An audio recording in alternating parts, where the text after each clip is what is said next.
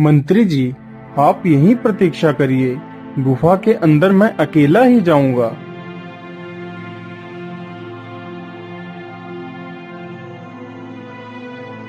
अरे, यह राजा तो कितना मतलबी है। विद्याएं सीखने के लिए मुझे अकेला ही छोड़कर चला गया। लेकिन मैं भी देखता हूँ, आखिर यह कलाबाज आपको कौन कौन सी विद्याएं सिखाता है। कलाबाज राजा को विद्याएं सिखाने लगता है तो मंत्री भी छुपकर वह सारी विद्याएं सीखने लगता है। कलाबाज राजा को 2 महीने तक वह सारी विद्याएं सिखाता है तो राजा सिर्फ 51 विद्या ही सीख पाता है, लेकिन उसका मंत्री 52 की 52 विद्याएं सीख जाता है। हे कलाबाज, मैंने आपसे 51 विद्याएं सीखी हैं। इतनी विद्याएं मेरे लिए पर्याप्त हैं। अच्छा कलाबाज जी, अब मैं अपने राज्य वापस जाना चाहता हूँ और जो भी विद्याएं आपने मुझे सिखाई हैं, मैं इनका इनाम तुम्हें अवश्य दूंगा। इतना कहकर राजा और मंत्री दोनों वहाँ से चल देते हैं। चलते चलते वह दोनों एक जंगल से गुजरते हैं, तभी देखा कि एक तोता जमीन पर मरा हुआ पड़ा है। अरे महाराज, आपने तो इतनी सारी विद्याएं सीखी हैं, तो क्या आप इस मरे हुए तोते को जीवित कर सकते हैं? हाँ हाँ मंत्री जी, क्यों नहीं, मैं इसे अभी जीवित कर देता हूँ। इसमें कौन सी बड़ी बात है। फिर राजा जमीन पर लेटता है और अपने प्राण निकालकर उस मरे हुए तोते में डाल देता है तो तोता जीवित होकर बैठ जाता है। तभी वह मंत्री अपना शरीर छोड़कर राजा के शरीर में प्रवेश कर जाता है और तुरंत उठकर उस तोते को मारने के लिए झपटता है तो राजा मंत्री की चाल को समझ जाता है और फुर से उड़ जाता है।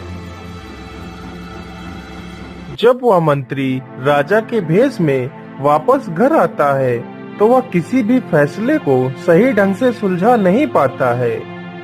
अरे, ये महाराज को क्या हो गया है? ये किसी भी फैसले को सही से सुलझा क्यों नहीं पा रहे हैं? ये महाराज तो नहीं हो सकते।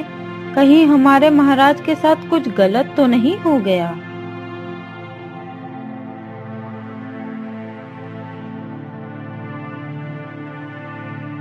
क्या करूं, कैसे मारूं उस तोते को? जब तक वह तोता मरेगा नहीं, तब तक मेरी चिंताएं खत्म नहीं होंगी।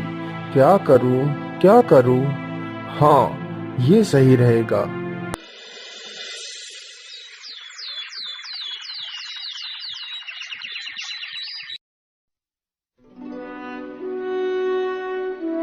सैनिकों, हमारे पूरे राज्य में घोषणा करा दो, जो भी इंसान मुझे जितने ज्यादा तोते पकड़ कर देगा, मैं उसे उतना ही ज्यादा धन दूंगा। मैं उसे एक तोते के बदले 1 स्वर्ण मुद्रा दूंगा। सुनो सुनो सुनो, हमारे राजा को जो भी इंसान तोते पकड़ कर देगा तो राजा उसे एक तोते के बदले 1 स्वर्ण मुद्रा देंगे और जितने भी ज्यादा तोते होंगे उतनी ही ज्यादा स्वर्ण मुद्राएं मिलेंगी। उस राज्य के जितने भी चिड़ी मार थे, सब राजा को तोते पकड़ पकड़ कर देने लगे। महाराज, मैं 20 तोते लेकर आया हूँ, मुझे 20 मुद्राएं दीजिए महाराज। इसी प्रकार रोज कोई न कोई चिड़ी मार तोते पकड़ कर लाता और मुद्राएं लेकर वहाँ से चला जाता। राजा उन सारे तोतों को मरवा देता था ताकि वह राजा भी मर जाए।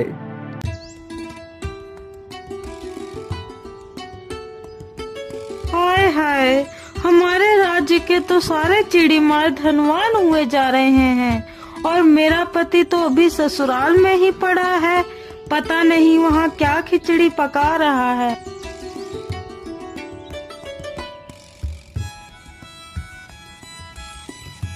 अरे वाह, यहाँ पर तो कितने सारे तोते रहते हैं। मानो ऐसा लगता है जैसे कोई हरा भरा घास का मैदान हो। हाय हाय, मेरी फूटी किस्मत, यहाँ पर सारे चिड़ीमार धनवान हो गए हैं और तुम अब लौट कर आए हो। लेकिन भाग्यवान, वह अमीर कैसे हो गए, कुछ बताओगी? अरे राजा ने पूरे राज्य में घोषणा करवाई है, जो भी उसे जितने ज्यादा तोते पकड़ कर देगा उसे उतना ही ज्यादा धन मिलेगा। अच्छा अच्छा, ऐसी बात है तो भाग्यवान, तुम मेरे लिए जल्दी से कुछ खाना बना दो।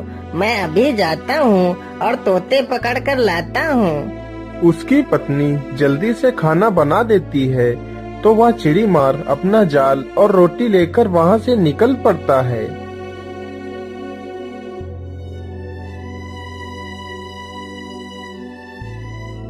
फिर वह अपना जाल बिछाकर उसमें दाने डालकर वहीं पेड़ के नीचे सो जाता है। तभी वहाँ पर 50 तोतों का झुंड आ जाता है और दाने चुनने के लिए उसी स्थान पर उतर पड़ता है और जाल में फंस जाता है। उसी झुंड में वह राजा भी था। अरे मेरे प्यारे भाइयों, अब हम इस जाल में फंस चुके हैं, अब हमारा बचना असंभव है। अरे मेरे प्यारे भाई, मैं मरना नहीं चाहता। क्या इस जाल से मुक्त होने का कोई उपाय नहीं है? एक उपाय है मेरे प्यारे भाइयों, हम इस जाल से बच सकते हैं। वो कैसे भाई, हमें जल्दी बताओ। तो सुनो मेरे प्यारे भाइयों, हम 50 हैं और 50 लोग चुपचाप अपनी सांसें रोककर लेट जाते हैं। वह चिड़ीमार आएगा और हमें मरा हुआ समझकर हमें जाल से निकाल फेंकेगा। सभी लोग जाल से निकलने के बाद चुपचाप पड़े रहना और तोतों को गिरने की आवाज से यह अनुमान लगाते रहना। जैसे ही 50 बार वह आदमी फेंक दे तो सभी लोग एक साथ उड़ जाना। सारे तोतों ने ऐसा ही किया, जाल में चुपचाप अपनी सांसें रोककर लेट जाते हैं। अरे राम राम राम, मेरी तो किस्मत ही खराब है। इतने सारे तोते जाल में फंसे लेकिन सारे मर गए। राजा तो मरे हुए तोते लेगा भी नहीं। अब तो यह मेरे किसी काम के भी नहीं रहे। चिड़ीमार उन सारे तोतों को एक एक कर जाल से निकाल कर फेंकने लगता है। चिड़ीमार ने 49 तोते जाल से निकाल फेंके, बस राजा ही उसी में फंसा रहता है। तभी चिड़ीमार के दानों का डिब्बा जमीन से गिरता है। सारे तोतों को लगा कि 50 की गिनती पूरी हो गई और फुर से उड़ जाते हैं। अच्छा, तो यह सब तुम्हारा किया धरा है। हाथ में आए इतने सारे तोतों को तूने छुड़वा दिया। अब मैं तुझे नहीं छोड़ूंगा। अब मैं तुझे राजा को भी नहीं बेचूंगा। अब मैं तुझे पका कर तेरा मांस खाऊंगा। चिड़ीमार उस तोते को अपने घर ले जाता है और अपनी पत्नी को सारी कहानी सुनाता है। अब मैं इसे जिंदा नहीं छोड़ूंगा। तुम जल्दी से मिर्च मसाला तैयार करो, मैं इसका आज मांस जरूर खाऊंगा। हे चिड़ीमार भैया, मुझे मत मारो। अरे यह तोता तो बोल भी सकता है। हाँ चिड़ीमार भैया, मैं बोल सकता हूँ।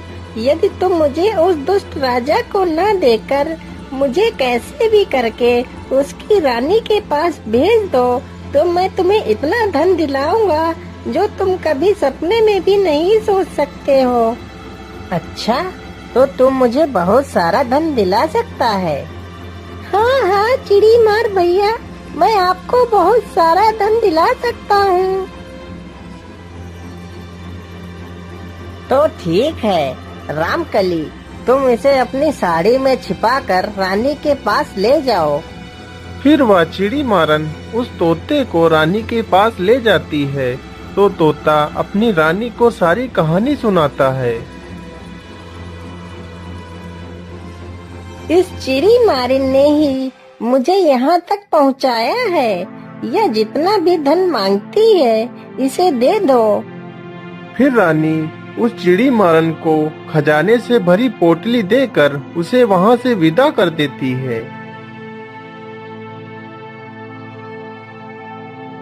लेकिन महाराज, अब आप अपने वास्तविक शरीर को कैसे धारण करेंगे? अरे मेरी प्यारी रानी, इसका उपाय भी है मेरे पास, तुम मेरी बात ध्यान से सुनो। फिर तोता रानी के कान में उस योजना को बताता है। अरे महाराज, आप इतनी सारी विद्याएं सीख कर आए हैं और इन मासूम पंछियों को मार रहे हैं। आप इन तोतों को मार तो सकते हैं, लेकिन क्या आप इन्हें जीवित भी कर सकते हैं? हाँ हाँ महारानी जी, मैं इन्हें जीवित भी कर सकता हूँ, इसमें कौन सी बड़ी बात है। अच्छा महारानी, तुम इन तोतों में से किसी भी एक तोते को उठाकर ले आओ, मैं उसे जीवित कर दूंगा। ये लीजिए महाराज, इस तोते को आप जीवित कर दीजिए। फिर वह मंत्री जैसे ही अपने प्राण राजा के शरीर से निकालकर उस तोते में डालता है, तभी वह राजा तोते का शरीर छोड़कर अपने शरीर में वापस प्रवेश कर जाता है। तभी रानी जल्दी से उस तोते को पकड़ लेती हैं और राजा को दे देती हैं। तो राजा उस तोते का सिर उसके धड़ से अलग कर देता है। इस प्रकार वह दुष्ट मंत्री मारा जाता है।